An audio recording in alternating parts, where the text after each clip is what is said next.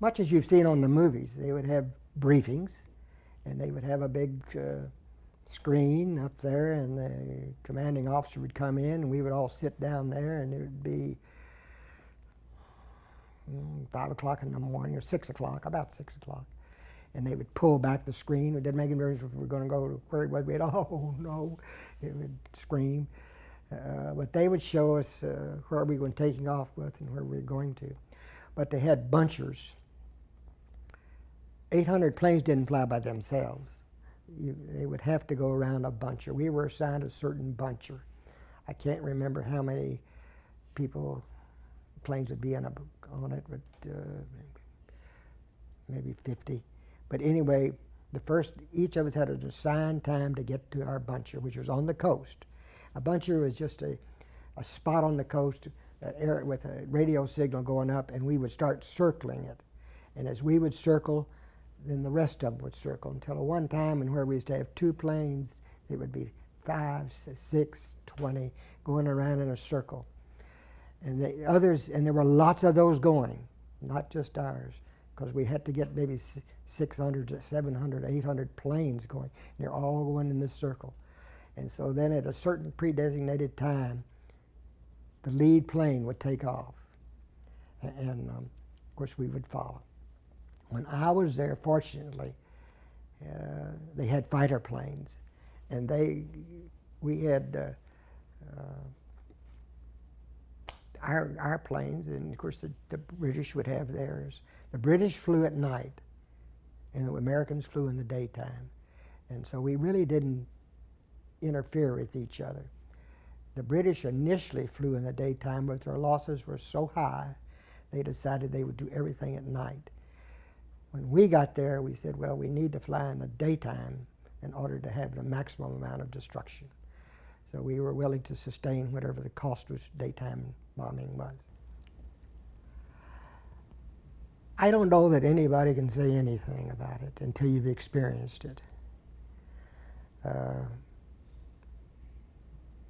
There's nothing like it. You've heard me say that about the wall over in Cambridge, where the names of my crew are up there, and I'm the only one that's not there because I was fortunately be shipped to another plane. But I've been back twice to see that, and got excited. I get sort of emotional sometimes, but our son was wounded in Vietnam. He retired from the Army as a major. I have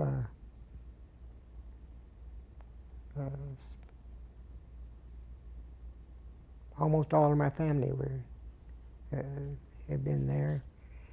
My brother-in-law, who retired as a brigadier general in the Army, was wounded in Korea.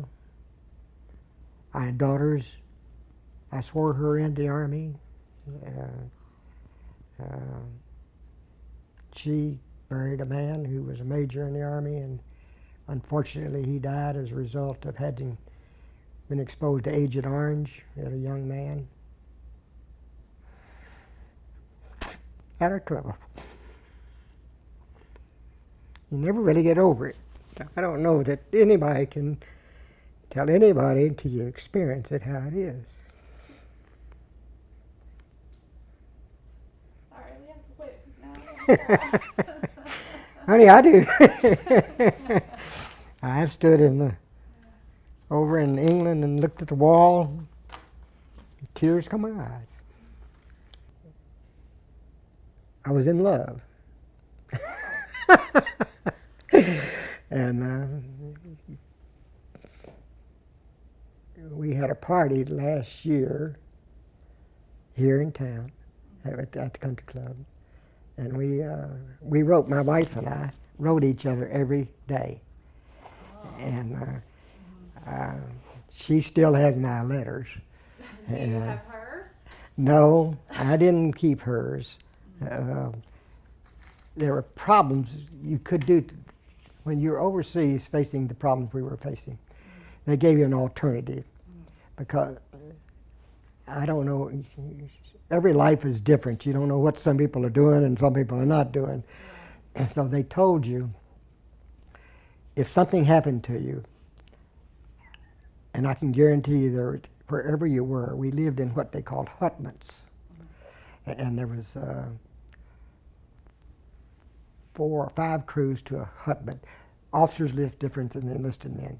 So there were 20 people living in the hutment. There was 4 officers to a crew: pilot, co-pilot, bombardier, and navigator. And we lost some while I was there. You knew a plane had been shot down because they would send somebody in to fold the mattress up, start bagging the possessions up, and so forth and so on. One of the things they would have you sign, if you had letters, do you want those letters returned to your family or not? Now, we laughed about it when we were young. Now, you have to remember, we were 20 or 21 years old, or 19, whatever it might be. But you might have a girlfriend, and you send a letter from another girlfriend, and they send you a letter back to the first girlfriend, or whatever it might be. So you could have them destroy all mail. I wasn't involved in anybody like that. But I decided, rather than having my letters from my wife, who's now my wife and has been for 67 years, I would destroy her letters myself before I came back. She kept all of mine. And said, we had a party here last year, and she read some of them. And it's hard for me to believe that I sat there and listened to my dearest darling. But I was young. I still love her.